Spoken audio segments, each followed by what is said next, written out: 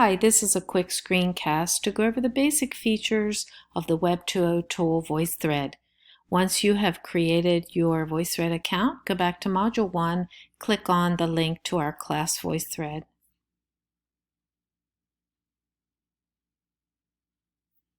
Sign in with the email that you used to create your account.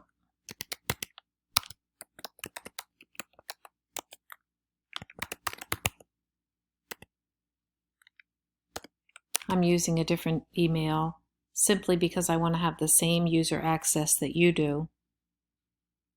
Once you're in, navigate to the photo, your photo first to leave your voice recording, and then to two other classmates to try a different way of leaving a comment. So to demonstrate, in the lower right-hand corner is the arrow to advance to the next slide. And I'll navigate to this photo. Because I love to travel, I'm going to leave a comment on Edgar's photo. So the plus sign just below the slide is your comment selections rather than the plus sign on the side, which is your zoom in feature.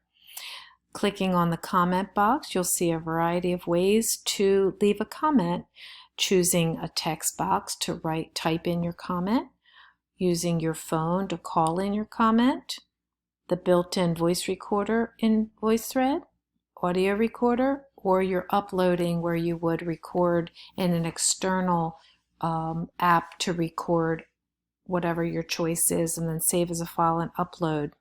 I'm going to use the built-in recorder.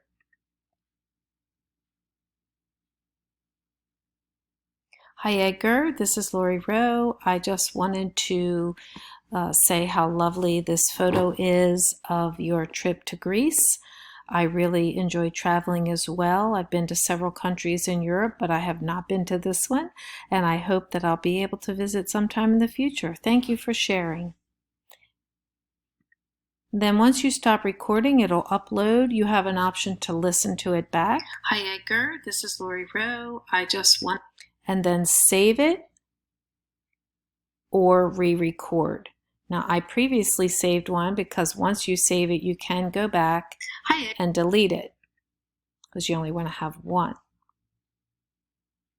And that's really how simple it is. So have fun with the features.